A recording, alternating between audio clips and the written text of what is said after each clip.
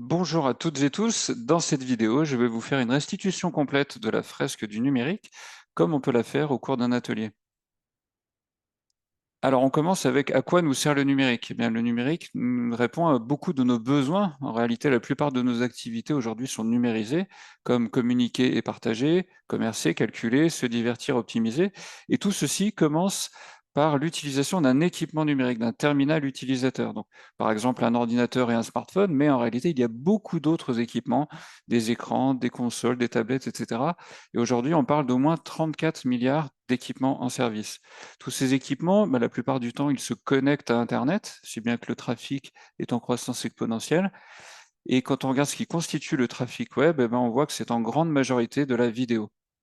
Internet, c'est le concept, mais derrière ce concept, il y a une réalité matérielle qui est constituée d'infrastructures réseau permettant de connecter des data centers, eux-mêmes regroupant des serveurs. Tous ces équipements ont besoin d'électricité pour fonctionner, ont besoin d'être branchés. Et ce qui est intéressant, c'est de constater que ce qui consomme le plus d'électricité, ce sont les équipements utilisateurs. Pourquoi? Parce qu'ils sont très nombreux, en nombre beaucoup plus important que les autres types d'équipements. La situation actuelle, c'est que les 2 tiers de l'électricité produite au niveau mondial, hem, est issue de la consommation d'énergie fossile. Donc c'est la première fois qu'on tombe sur cette carte, on y reviendra.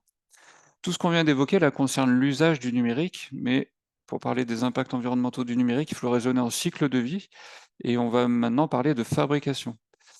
Tous les objets qu'on vient d'évoquer, bien sûr, ont besoin d'être fabriqués. Et ce qui est intéressant, en comparant la fabrication des équipements utilisateurs et celle du réseau des data centers, c'est de constater que ce qui a le plus d'impact et de très loin, c'est la fabrication des équipements numériques, que ce soit pour l'énergie mobilisée ou pour les autres ressources, c'est-à-dire la matière mobilisée pour fabriquer tout ça, ce sont eux qui ressortent. Pourquoi? Parce qu'ils sont très nombreux, ça on l'a déjà dit, mais également parce qu'ils sont renouvelés beaucoup plus fréquemment que le matériel industriel. Ils sont sujets à une obsolescence beaucoup plus importante. Derrière chaque objet fabriqué se cache la notion de sac à dos écologique et dans le numérique, les sacs à dos sont très très lourds. Pourquoi? Parce que les objets numériques sont très complexes, très sophistiqués, très subtils. Par exemple, un ordinateur de 2 kilos nécessite de rassembler 800 kilos de ressources naturelles, combustibles fossiles et minerais, sans compter plusieurs milliers de litres d'eau. Donc, pour fabriquer, on a besoin d'énergie et de matière. On va continuer à creuser le sujet énergie. Dans notre monde actuel, l'énergie nécessaire pour fabriquer, on retombe très vite sur les énergies fossiles. Et les énergies fossiles, on les utilise en les brûlant, ce qui émet du CO2, qui est un gaz à effet de serre. Et c'est donc pour cela que le numérique contribue à nos émissions de gaz à effet de serre. La situation actuelle, c'est que le numérique, c'est 2 à 4 des émissions d'origine humaine. Donc, on peut se dire que c'est pas énorme, mais en fait, c'est au même niveau que la flotte de poids lourds ou que l'aviation civile, donc c'est déjà un beau sujet et puis surtout, c'est un secteur en forte croissance, le numérique, alors que globalement, on doit, baisser nos émissions. Ces émissions de gaz à effet de serre, c'est elles qui provoquent le dérèglement climatique sur lequel nous reviendrons. Donc ça, c'était le sujet énergie, mais il y a aussi le sujet matière et dans le numérique, les matières, ce sont essentiellement des métaux. On retrouve par exemple plus de 50 métaux dans un smartphone. Tous ces métaux, comme les énergies fossiles, on doit faire beaucoup d'efforts pour les arracher à la croûte terrestre.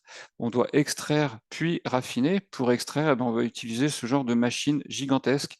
Bon, celle-ci est un cas extrême qui fait plus de 200 mètres de long et la roue à godet à l'avant fait 20 à 25 mètres de diamètre, c'est-à-dire un immeuble de 5 ou 6 étages.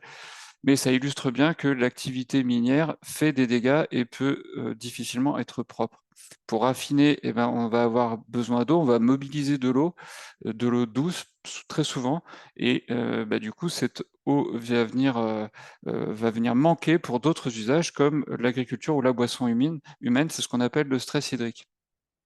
Ensuite, tout ce qu'on extrait, que ce soit énergie fossile ou métaux, sont des matières non renouvelables, ce qui veut dire que plus on les extrait et moins il y en a et plus les gisements deviennent pauvres. Donc ça ne veut pas dire que du jour au lendemain, les matières vont manquer, vont disparaître, mais ça veut simplement dire qu'il faut avoir conscience que plus on avance et plus, le coût économique va augmenter, puis aussi le coût environnemental. En fait, les dégâts d'extraction ne peuvent qu'augmenter.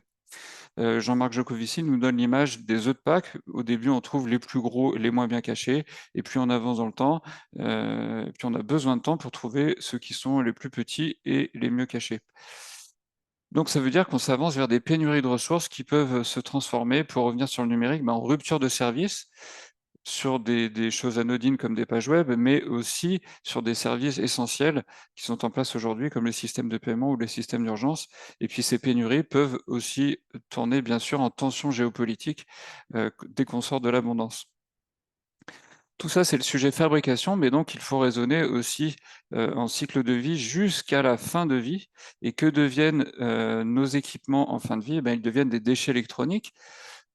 Nous avons des mécanismes d'obsolescence, techniques ou psychologiques, qui accélèrent le mouvement, mais c'est bien là qu'ils terminent. Parfois, on les stocke dans un tiroir ou un placard temporairement, mais ils finissent quand même par devenir un déchet électronique. Et alors, que deviennent nos déchets électroniques? Eh bien, il faut avoir conscience qu'il y a 2 étapes, il y a 2 sujets. Il y a d'abord un sujet de collecte, et une fois qu'on a collecté, on va essayer de recycler, c'est-à-dire essayer de séparer les matières pour les remettre dans le cycle. Premier sujet, la collecte, est-ce qu'on est bon? Eh bien non, au niveau mondial, on ne collecte que 17% des déchets électroniques. En France, on est plutôt à 50%, mais c'est quand même très peu. Et ensuite, est-ce qu'on est bon pour recycler? C'est-à-dire, une fois qu'on a collecté et que ça rentre dans un processus de recyclage, est-ce qu'on va arriver à séparer les matières? Ben non, c'est très difficile. C'est comme si on voulait récupérer les tomates dans une ratatouille ou récupérer la farine d'une tarte aux pommes qui a été cuite. C'est très difficile. Il y a des alliages, il y a beaucoup de matières différentes qui sont imbriquées en toute petite quantité. Donc l'état de l'art, c'est de l'ordre de 20% seulement des matières qu'on va arriver à récupérer. Et quand on fait le cumul, on voit que 17% de collecte et 20% de matière effectivement recyclée, ben, il n'y a que quelques pourcents de la matière du numérique qui est effectivement recyclée. Ce qu'on n'arrive pas à recycler, qu'est-ce qu'on va en faire? Ben, on va l'enfouir ou l'incinérer le plus proprement possible, mais c'est quand même pas terrible. Et puis, il faut avoir conscience que, de toute façon, la plupart des matières se décyclent, c'est-à-dire qu'elles perdent en qualité à chaque cycle, donc on ne peut pas faire ça indéfiniment, et puis que l'activité de recyclage nécessite de l'énergie et des ressources, donc elle-même, elle a des impacts. Mais tout ça ne concerne que ce qui est collecté, et en fait, la plus grande majorité des déchets électroniques, 60 à 90% d'après l'ONU, finit comme sur cette photo, en décharge à ciel ouvert, exportée illégalement. Là, sur les photos, on voit que les personnes brûlent des fils pour récupérer un petit peu de matière qu'ils pourront revendre, mais c'est évidemment un traitement pas du tout satisfaisant. Donc là, on a vu l'ensemble du cycle de vie du numérique, on a vu comment il contribuait au dérèglement climatique, comment il contribue à l'épuisement des ressources.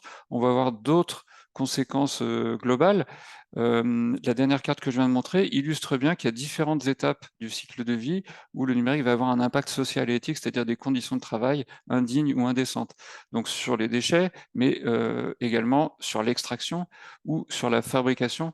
Ce sont des étapes où on sait que ça arrive. Et puis ça illustre bien que toutes ces étapes, fin de vie, fabrication, extraction, sont source de pollution locale. Donc là, on ne parle pas de dérèglement climatique, on parle bien de toxicité.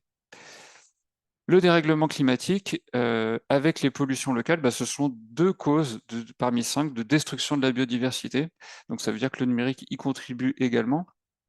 Et puis, il y a un petit bout de la biodiversité qui est l'espèce humaine. Donc, il y a des problèmes de santé physique, c'est documenté chaque fois qu'il y a ces sources de pollution locale. Sachant que de l'autre côté, donc plutôt côté utilisateur, on sait que le numérique cause des problèmes de santé mentale de type addiction ou retard d'apprentissage. Voilà, donc pour résumer en une phrase, dans le numérique, on a des data centers, c'est vrai, mais aussi des infrastructures réseau et surtout des terminaux utilisateurs qu'il faut fabriquer avant de pouvoir les utiliser, puis ensuite traiter en fin de vie, et que tout ça a des conséquences sur plusieurs frontières planétaires. Le dérèglement climatique, c'est vrai, mais aussi la biodiversité, les ressources au sens large, y compris l'eau, les pollutions locales, etc. Pour finir, nous avons 3 cartes qui permettent de prendre un peu de recul, un peu de hauteur. L'accélération des nouveaux usages, parce qu'aujourd'hui, beaucoup de nouveaux usages arrivent sans qu'on se demande vraiment où sont les impacts environnementaux, on ne voit que les effets positifs.